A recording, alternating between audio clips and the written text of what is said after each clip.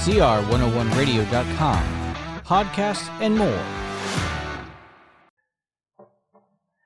This is R.J. Rushdoony, Easy Chair number 101, July the 10th, 1985. Some years back, when I was a student, one of the courses I took was one on epic poetry. The elderly professor who conducted the class, in citing some passages in Homer which were not exactly great poetry, said the standard comment of scholars was this: "Here, Homer nodded." Well, that sentence is a familiar one in my home because periodically when Dorothy and I go over something I've said or written, our comment is, "Here, Homer nodded." I do a lot more nodding than Homer, and I did some nodding last time. It was a particularly warm day, I was tired, and a great deal more, but this is by way of excusing myself, of course. I said that the Council of Constance sentenced Wycliffe to death, and I should have said Huss. But by now, you're all used to my mistakes, so you're still with me, and I will assume you'll continue to be so in spite of my nodding. I'd like to start again on the same vein as last time, because yesterday I did send in the proofs for my forthcoming book on Christianity in the State, and in the process I've been checking into a lot of reference works to corroborate this or that I wrote, or to check out a footnote to get the citation correct, and so on. One of the things I have come to realize is that I may have to write another book on the subject in order to say all that I would like to say on the subject. But I want to back up by going to the beginning of the 1960s, to an incident that took place at Stanford University. A very fine scholar, a man who was a friend of mine, a man who was a Christian of sorts in that he went to church, very, very conservative church. He believed in God, but he had no desire to apply his Christian faith to any area of life. God was essentially the great insurance agent, and he felt you needed God, but not in any very close, day-by-day sense of laying down the framework and the laws for every area of life and thought. The man is still read, and so I won't mention his name, and he was a very likable person. He was invited to give a series of lectures at universities, and one of these was at Stanford. He spoke on liberty and on the threats to liberty on the current political and economic scene. It was an excellent talk, very well worked out, presented with ability and with a great deal of speaking power, because he was an accomplished speaker. When he finished, the first question left him in a state of shock. A student raised his hand and challenged his entire thesis by saying, "What's so important about liberty?" And with that, the professor was virtually incoherent. He did not know how to deal with a generation of students who sat there and saw liberty as a minor thing, were ready to see it removed if certain other things needed to be accomplished. And he suddenly realized he did not know how to talk to these students. As a result, he withdrew from further lecturing. He had, by the way, left his professorial work to work in terms of some research grants, so that he was not at that time in the academic community, and he had not seen the great change that was underway with the beginning of the 60s on the student scene. His problem was that he did not have a faith that governed every area of his life and thought. As a result, his thinking was compartmentalized. He could discuss liberty in the abstract in terms of its political and economic implications. But liberty in any theological sense, he simply had not worked out. And this is why the students, because they had a world and life view that was rigorously and militantly humanistic, reduced him very quickly to incoherence. He did not know how to answer them. I bring that up because it points up a very critical problem in our world today. Let me back up again to recall something that happened even earlier. In the late 40s, shortly after the war ended, Truman had succeeded to the presidency when Roosevelt died, and Republicans were concerned about their candidate in the next election. I was at that time in Nevada. I spoke at the county seat to the top Republicans in politics, and at the time, during the question and answer period, one of the men asked me what my idea of a good candidate for the Republican Party in the next election would be. And just off the cuff, I shot back, McKinley. There's more life in him than anyone else in the party today. They laughed, and then they wanted to know what I meant. I tried to explain myself, but I don't think they comprehended what I was saying. My point was this. The Republican Party holds, like this professor friend of mine, to a political and economic conservatism, or did at that time. I would not say it does so entirely today.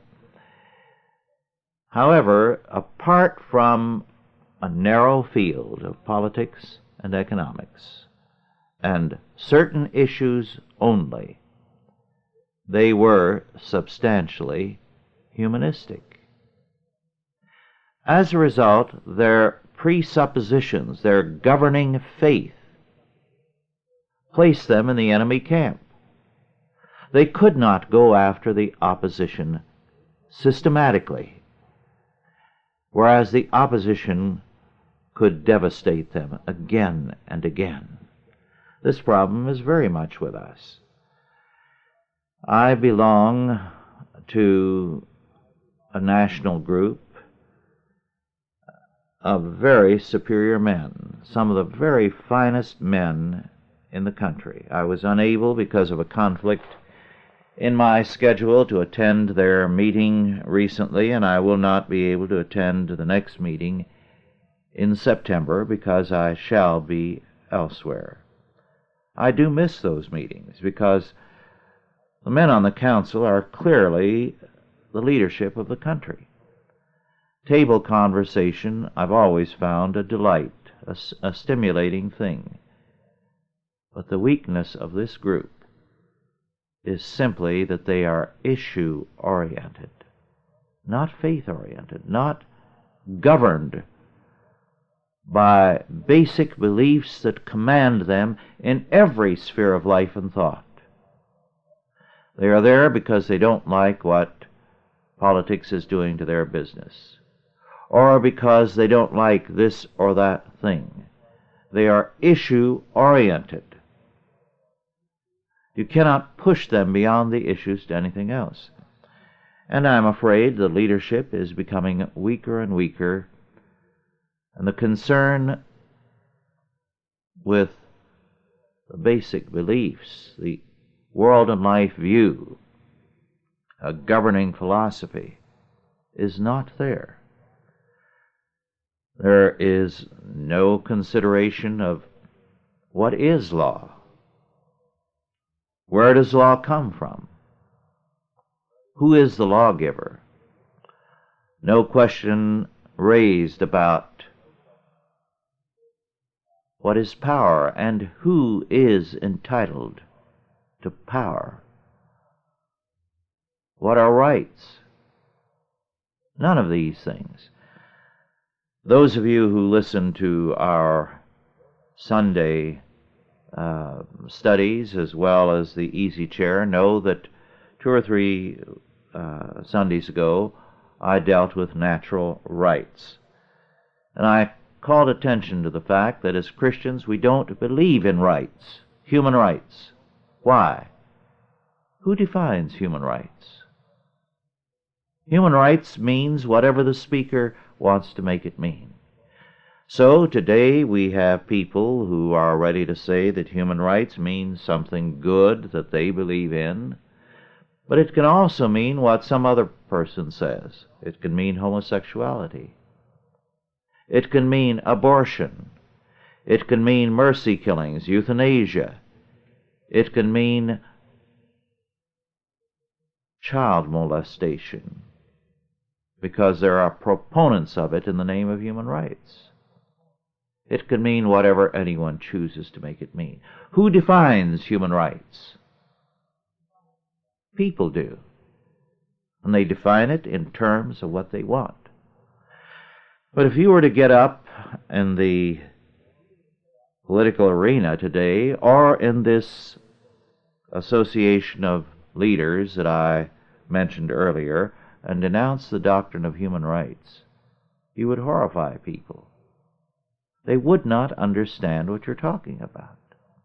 Now, this is the problem with the conservative movement. It is, in essence, humanistic. But it is not systematically humanistic. As a result, it's easier for the opposition to appeal to people. The opposition has a consistent philosophy. It has a philosophy that ties in with what everyone gets in the public schools. To counteract that, what needs to be done is first to continue to build Christian schools. Let me digress there to cite an incident again that took place about 15 or 16 years ago. A very, very fine American, a very wealthy man who had spent a good deal of his life financing movements to turn this country around, was in his offices not far from where Chalcedon was having a Christian school conference. It was a conference on how to do it, how to establish Christian schools, dealing with the practical mechanics of it as well as the philosophy. He sent word that he'd like to have me visit him in his office. I had met him about 5 or 6 years before, and 2 or 3 times our paths had crossed. Now he was old. He was no longer in control of his properties and his funds. Because of advancing age and his inability to maintain any kind of working schedule, the family had taken over, his sons and daughters, who did not share his perspective except in a very mild way, and a business manager, a very personable man, very pleasant, but with no great drive and commitment as the old man had. It was a very sad visit, because here was a very superior man. And what he did was to encourage me in my work and to say, I wish I understood years ago what I understand now. Now that I no longer have control of things and have had time to sit back and think. And he said, I've come to realize that to change this country, you're going to have to start with the children. You're going to have a different kind of education. And you're going to have a different kind of faith than we have had. So he said, I want to encourage you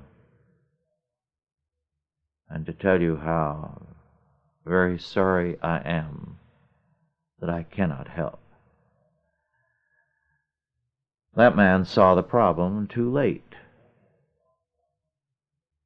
And unless we begin to realize that we're not going to turn this country around, unless we have a faith that governs us, a faith that creates a different kind of law order, a different kind of politics, economics, education, and all things else, and different kinds of churches, we have no future.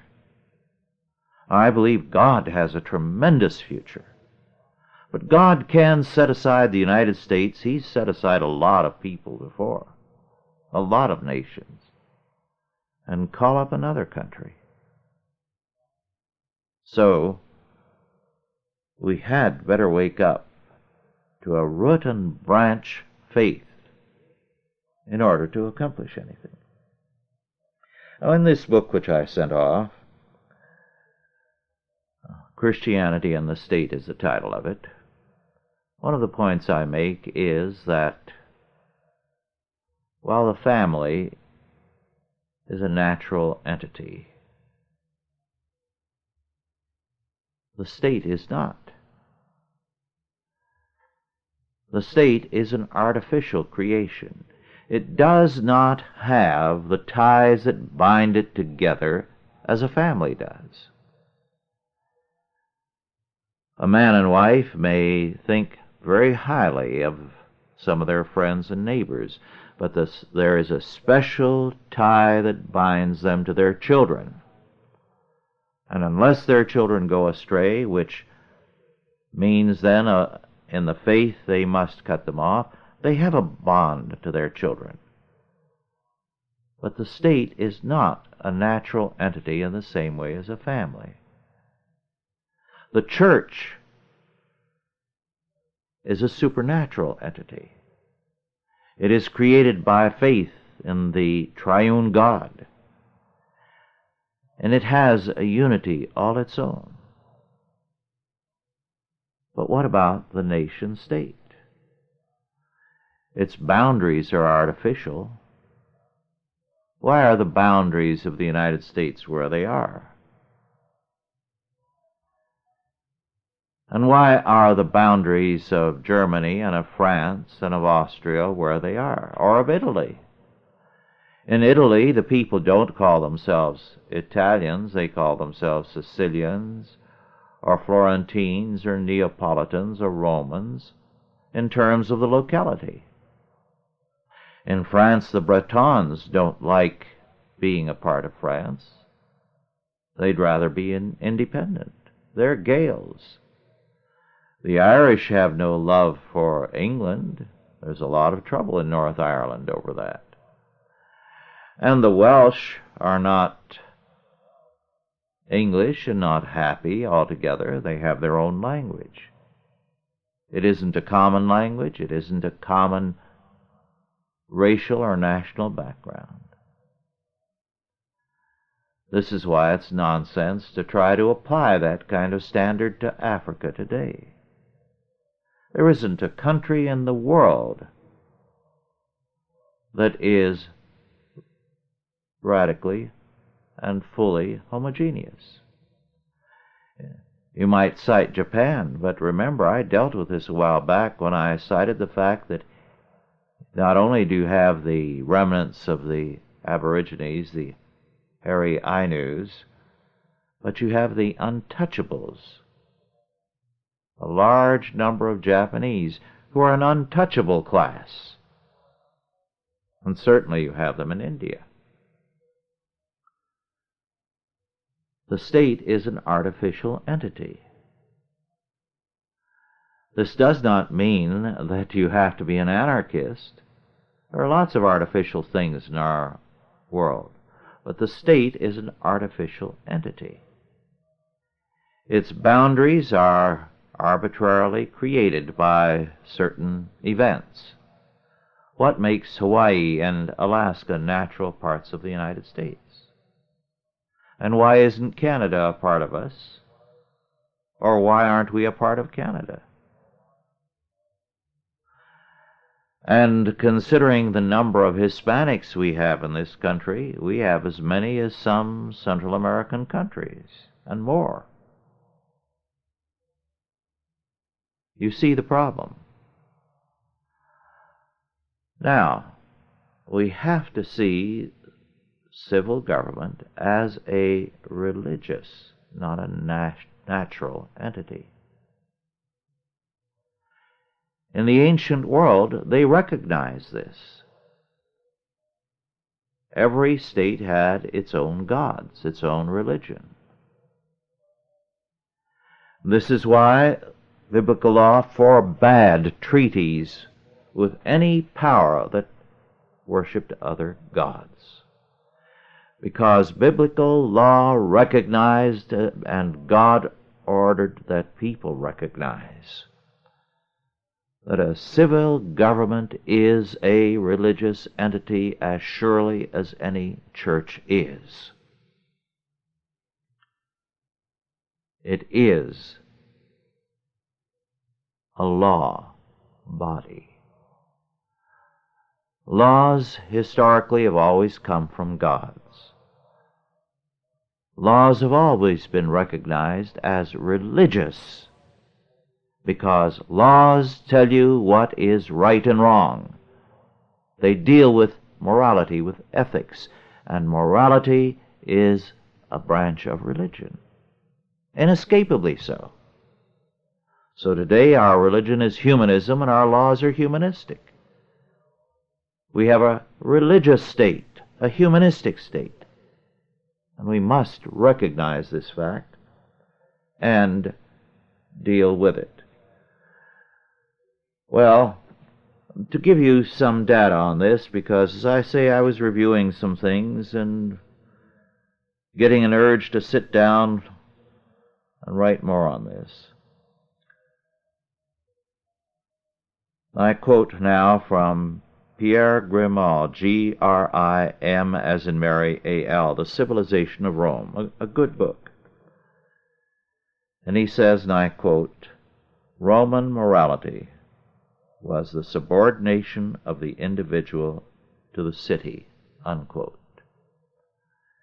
And the city was an eternal fact, a religious fact. Hence the expression, eternal Rome. Rome was a divine entity. And in fact, all who were Romans were divine and were one with the gods after death. The gods were departed Romans. Let me quote further from Grimal.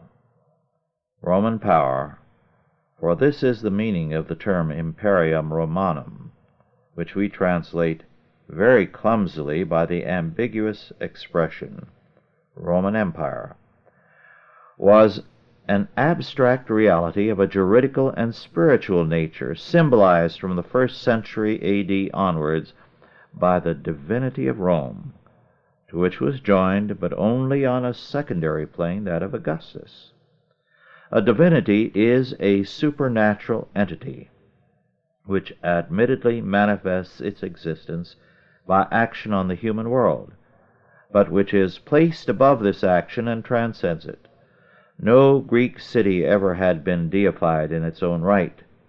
In the classical period, they liked to take a deity as their symbol, but the body politic consisting of the citizens, at Rome the populace, had never attained a degree of transcendence that could confer upon it a supreme dignity above all individual beings.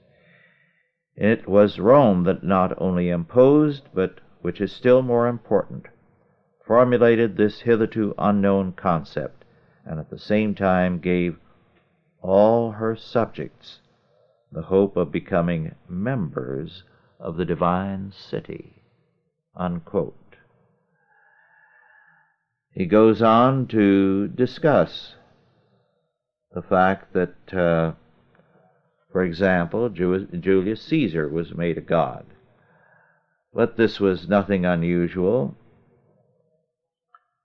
Anyone who died acquired some sort of divinity. Let me quote. The last divinity installed by the Romans in the Forum, that is, in sacred soil, was no other than the dictator Caesar. After the assassination on the Ides of March, his body was burned by the crowd in the Forum. This place had not been chosen at random. Caesar, descended from Mars, was thus returning to his father, the god.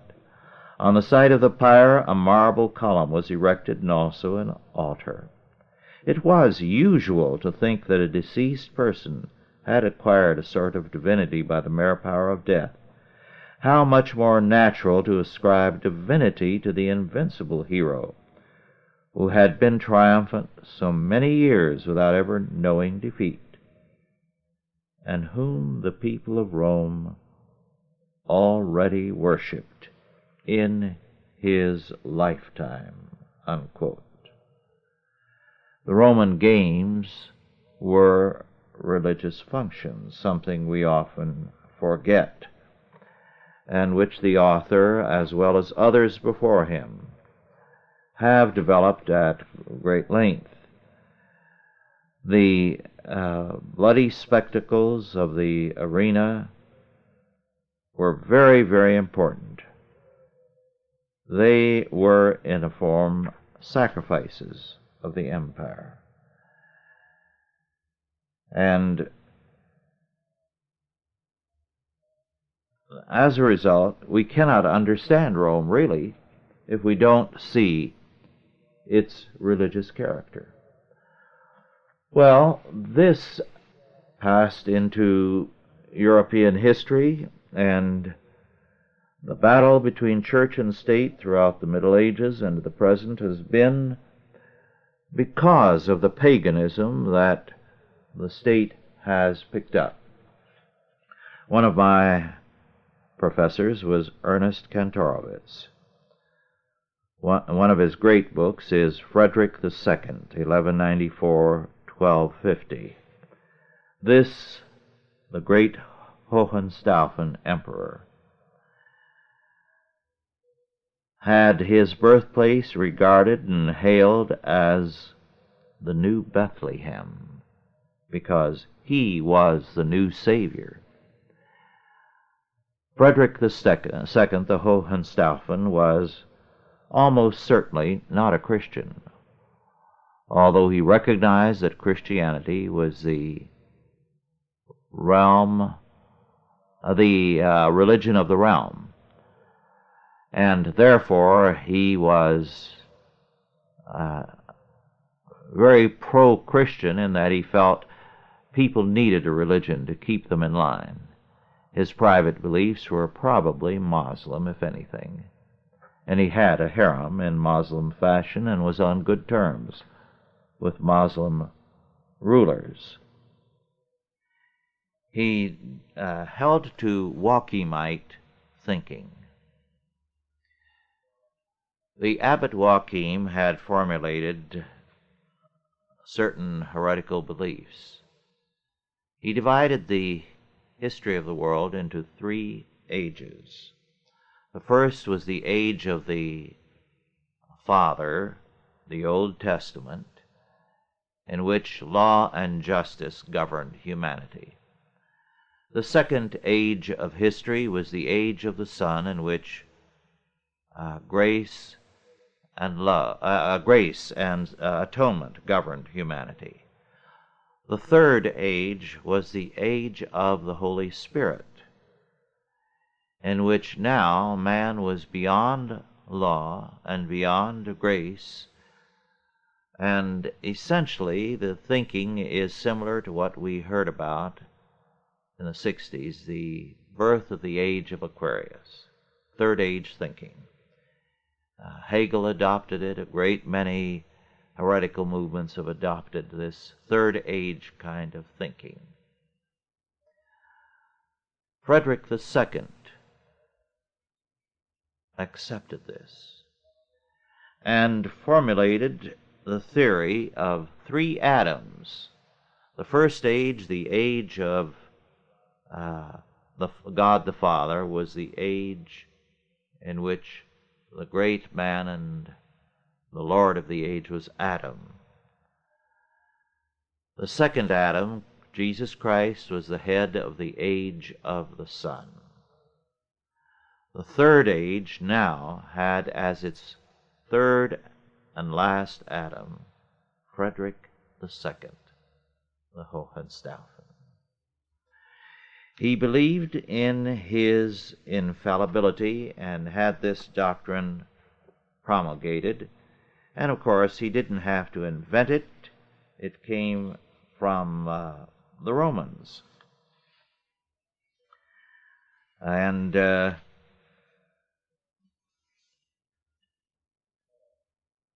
he said, and I quote, "We scorn to err." He couldn't make an error. It was beneath him. Quoting from Kantorowicz's study, the Pope, under the inspiration of the Holy Spirit, may be infallible in matters of faith. Similarly, the Emperor, overfilled by justice, is infallible in matters of law. In accordance with the imperial infallibility, Frederick adopted, as the Norman kings before him had done, the sentence of Roman law. To discuss the emperor's judgments, decrees, and statutes is sacrilege. A sentence that was so vital to the constitution of the whole state that Frederick boldly quoted it to the Pope when he ventured to criticize some measures of the emperor's.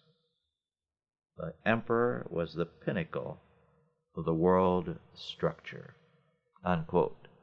Now, it's interesting, the Pope, Innocent III, had been his guardian and tutor when he was a young man. So we can understand why Innocent III was a bit testy at times and bitter against his former pupil.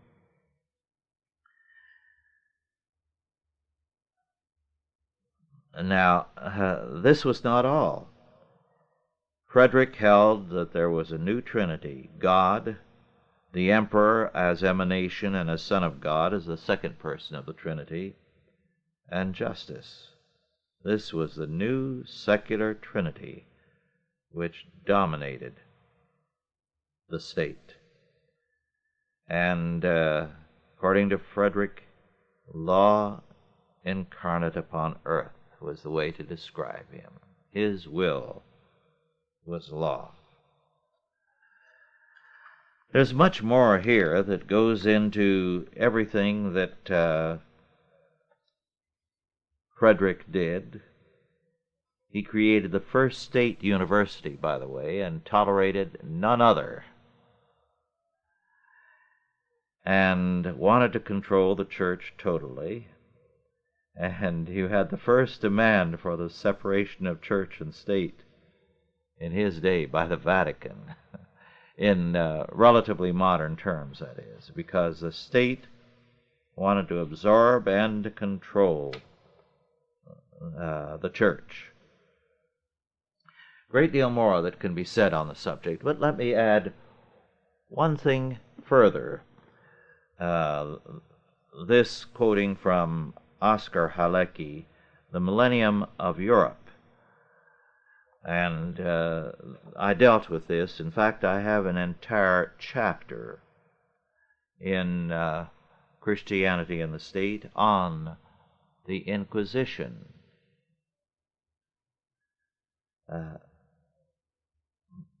Before the Church or anybody else, and I quote, Emperor Frederick II had made heresy a crime against the state and decreed for his Italian possessions, and then for his whole realm, that heretics must be burned at the stake. This was part of his general policy, which introduced the principles of totalitarian government into the Christian commonwealth, contrary to its basic conception. It also was a precedent fully developed after more than 2 centuries in the Spanish Inquisition, which, to the great harm of Christendom, placed the control of orthodoxy in the hands of secular national authorities and made it serve the interests of the state, unquote. As I point out in Christianity and the State, the Inquisition was by and large a civil affair. Some popes favored it, but by and large it was the Church that tried to prevent inquisitors from having their way. The reason why the state wanted the Inquisition was not because of any zeal for the faith. Frederick II treated Christianity with ill-concealed tolerance and scorn. It was uniformity. Keep everybody in line, let nobody stray, and then control the church that controls the people. This was the goal. And it hasn't changed too much.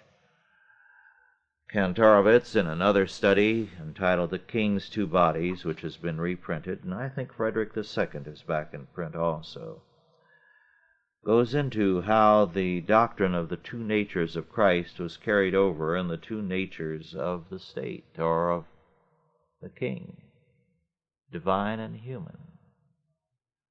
And the cry, "The king is dead, long live the king," was born out of that theology, namely, that the monarchy never dies. Therefore, you proclaim the continuing life of the monarchy, even as you proclaim the death of the current king. A doctrine of mysticism with regard to Parliament, for example, was developed in England, and so on and on. Moreover, the ruler, the kings as saviors, was developed in great detail.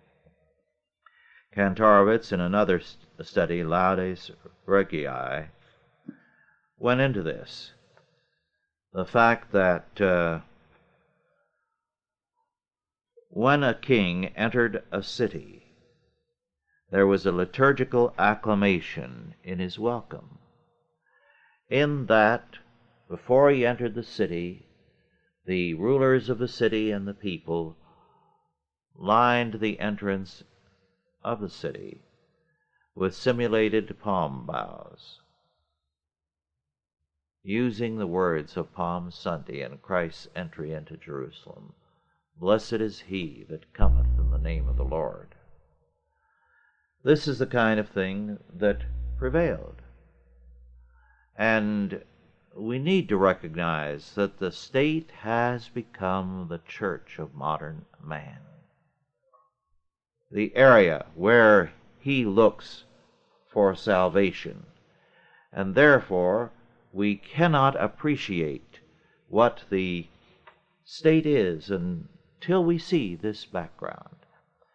And this is why I may tentatively title my next study, "The Church, the State as the New Church." Now on to Well, let me deal with this briefly. Not too long ago, Thursday, June the 25th, in the Stockton Record, there was an article, and the headline made me think we were really getting some justice. It reads, "Ethics Panel Throws Book at Judge." Well, let's see how they threw the book. The judge was the top judge and the presiding, Chief Justice of the Rhode Island Supreme Court. The Judicial Ethics Panel charged him with associating with criminals, accepting gifts from convicted felons, and committing adultery. This was just one of a long list of charges. The judge refused to testify before the panel. He has been the top judge for 9 years. How did they throw the book at him? Well, 4-month suspension without pay. A 4-month suspension without pay. Makes your heart bleed for that poor judge. Well, on to another subject now. One of the interesting books that I read or reread, because I first read all the works of St. Cyprian many, many years ago as a student. This is an edition of The Lapsed and the Unity of the Catholic Church by St. Cyprian. His language is powerful, very compelling. He speaks, by the way, repeatedly of the laws of God. But the basic problem that he is dealing with is the fact that when persecution broke out, after a period when they had had none, many people hastened to comply with Roman regulations and to renounce Christ. Large numbers did. And after it was over, there was a problem. Some of them repented and wanted to be restored to their place in the church. And of course, there were those who absolutely refused to allow them to return. They were to be forever excommunicated.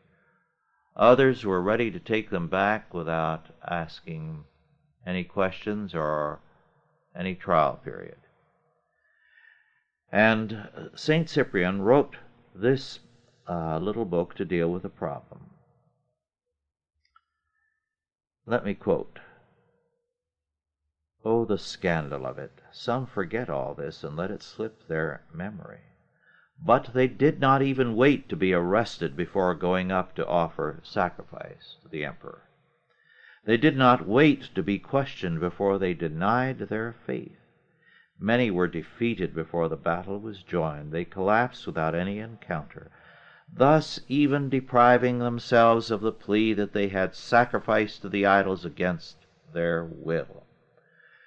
Without any compulsion, they hastened to the forum. They hurried of themselves to their death," meaning their spiritual death, "as if this was what they had long been waiting for, as if they were embracing the opportunity to realize the object of their desires. How many, as night fell, had to be put off till later, and how many even begged the magistrates not to postpone their doom, that is, the opportunity to sacrifice to the emperor and to clear themselves of being Christians. What pretext of pressure can such men allege to excuse their crime, when it was rather they who pressed for their own destruction? But surely, even if a man did come to the capital spontaneously, even if he approached of his own accord to commit himself to this grim crime, did not his step falter, his eyes cloud, did not his heart quake, his limbs tremble? Surely his blood ran cold, his tongue clove to his palate, his speech failed him? Could a servant of God stand there and speak and renounce Christ, whereas it was the world and the devil he had renounced before? Was not that altar where he was going to his death in fact his funeral pyre? When he saw that altar of the devil smoking and reeking with its foul stench, should he not have fled in terror as from a place where his soul must burn? Poor fellow, why bring any other offering or victim for the sacrifice? You yourself are the offering and the victim come to the altar. There you have slain your hope of salvation. There in those fatal fires you have reduced your faith to ashes. Well, he goes on, and he says many of them could have fled elsewhere and been safe, but they would not renounce their possessions. Between their property and Christ, they chose their property and renounced Christ. And in Cyprian's words, my brothers, we must not hide the truth. We must not pass over in silence the true nature of our malady nor its cause. What deceived many was a blind attachment to their patrimony, and if they were not free and ready to take themselves away, it was because their property held them in chains. Unquote. It's a very powerful and a moving book,